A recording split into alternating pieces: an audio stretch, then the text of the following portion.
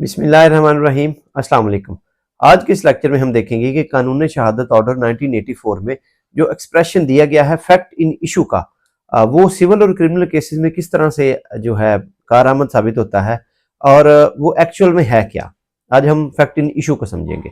अगर किसी जो तालिब इल्म है कानून के, वो बेहतर जानते हैं कि अगर किसी को फैक्ट इन इशू की समझ आ गई तो उसे पूरी की पूरी QSO की प्रॉपर अच्छे तरीके से समझ आ गई, और जिसको फैक्ट इन इशू का नहीं पता उसको आगे जितने भी आने वाली चीजें हैं या उसके रिलेटेड कंसर्न हैं चीजें, वो समझ नहीं आएंगी।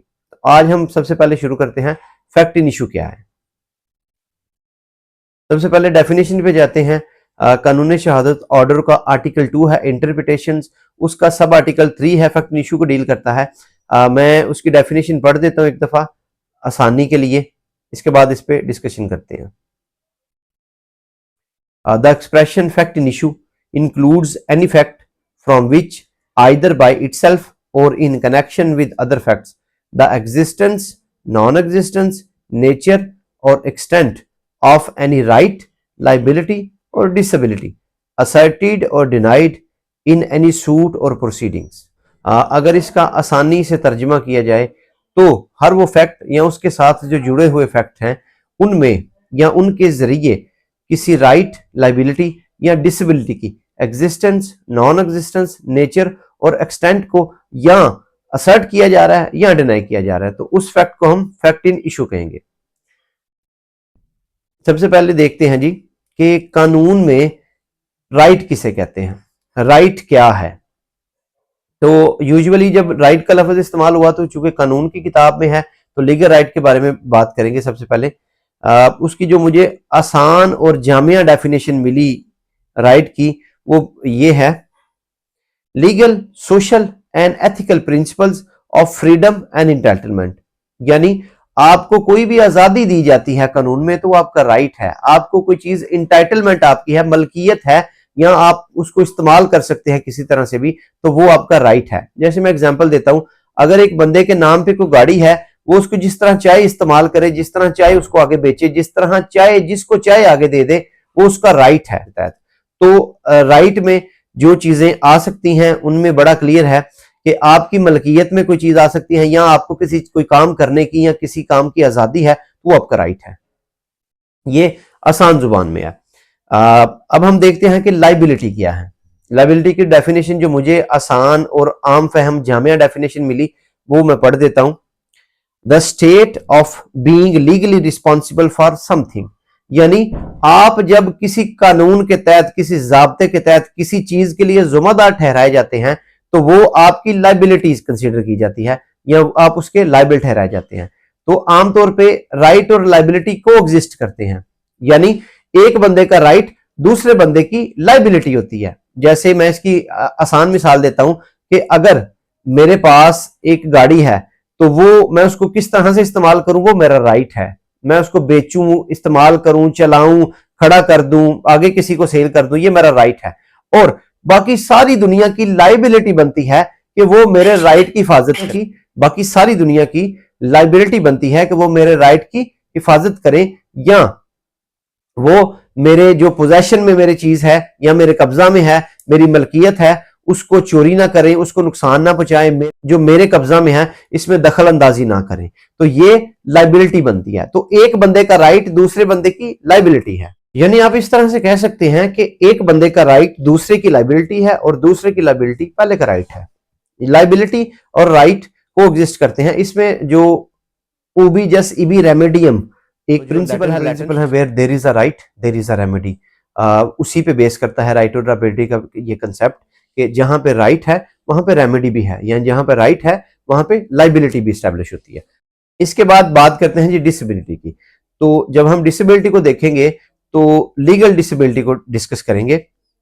डिसेबिलिटी की डेफिनेशन जामिया मुझे मिली है, वो मैं आपके साथ शेयर करता हूं। अ फिजिकल और mental condition that limits a persons movement, sense और एक्टिविटी। ऐसी कोई भी फिजिकल या मेंटल कंडीशन जो किसी बंदे की एक्टिविटी को, उसकी सेंसेस को या उसकी मूवमेंट को लिमिट करे या उस पर असरअंदाज हो, हम उसे डिसेबिलिटी कहते हैं। लीगल डिसेबिलिटी की जब बात करें तो ऐसी कोई भी कंडीशन जो कि किसी के राइट या लाइबिलिटी को डिस्टर्ब करती है, खत्म करती है, स्टार्ट करती है, रोकती है, किसी भी तरह से असरअंदाज होती है, हम उसे लीगल डिसेबिलिटी कंसीडर करते हैं। इसकी मैं मिसाल देता हूं कि एक नाबालग के साथ यानी माइनर के साथ अगर आप कॉन्ट्रैक्ट कर लेते हैं तो आप उसके खिलाफ कॉन्ट्रैक्ट को इन्फोर्स नहीं करवा सकते क्योंकि वो लीगली डिसेबल है, उसकी डिसेबिलिटी है कि माइनर के साथ कॉन्ट्रैक्ट नहीं किया जा सकता। तो हर वो फैक्ट जो कि राइट, लाइबिलिटी या डिसेबिलिटी की मौजूदगी, गैर मौजूदगी, नौयत और वुसअत यानी नेचर और एक्सटेंट की का होना या ना होना साबित करे, उस फैक्ट को हम फैक्ट इन इशू में हम हर उस फैक्ट को शुमार करते हैं जो कि किसी राइट, लाइबिलिटी या डिसेबिलिटी की एग्जिस्टेंस, नॉन एग्जिस्टेंस, नेचर और एक्सटेंट को या तो असर्ट करे या डिनाई करे। यानी कानूनी, सिविल या क्रिमिनल प्रोसीडिंग में किसी की राइट, लाइबिलिटी या डिसेबिलिटी की मौजूदगी, गैर मौजूदगी, नेचर और एक्सटेंट को या किसी फैक्ट से असर्ट किया जाए या डिनाई किया जाए तो उस फैक्ट को हम फैक्ट इन इशू कहते हैं। अभी जो क्यूएसओ में मिसाल दी गई है उस पर बात करते हैं। A is accused of the murder of B at the trial of following facts में बी इन इशू। तो ए पे इल्जाम लगाया गया कि उसने बी को कत्ल किया है और उसके क्रिमिनल ट्रायल में ये जो फैक्ट्स हैं ये इन इशू हो सकते हैं। पहला, ए पे इल्जाम है कि उसने कत्ल किया बी को, ये भी फैक्ट इन इशू है। दूसरा ये है क्या ए ने जो है नियत के साथ या नियत करके या कहते हैं ना कि पहले से माइंड बना के उसको कत्ल किया, ये भी एक फैक्ट इन इशू है। जो तीसरी है वो है कि क्या लड़ाई के दौरान या बातचीत के दौरान कोई ऐसी सिचुएशन आ गई या ग्रेव एंड सडन प्रोवोकेशन वाला मामला आ गया कि क्या उसको अचानक इतना गुस्सा आ गया कि उसने उसको कत्ल कर दिया, ए ने बी को।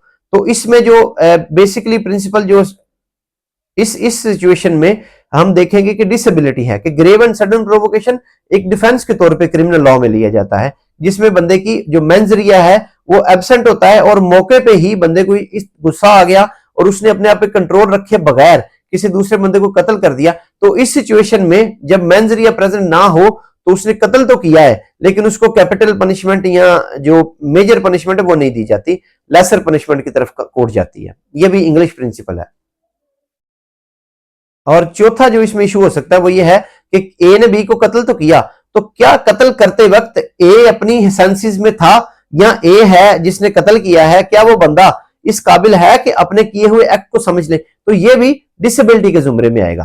तो हर वो फैक्ट जिससे किसी राइट, लाइबिलिटी या डिसेबिलिटी की एग्जिस्टेंस, नॉन एग्जिस्टेंस, नेचर या एक्सटेंट को या तो असर्ट किया जाता है या डिनाई किया जाता है, हम हर उस फैक्ट को फैक्ट इन इशू कहते हैं। मैं उम्मीद करता हूं जी आपको भरपूर इसकी समझ आ गई होगी। नेक्स्ट लेक्चर में हम देखेंगे कि जो है रेलिवेंट फैक्ट क्या होता है और क्यूएसओ में किस तरह से एक फैक्ट को दूसरे से रेलिवेंट बनाया गया है। Thank you.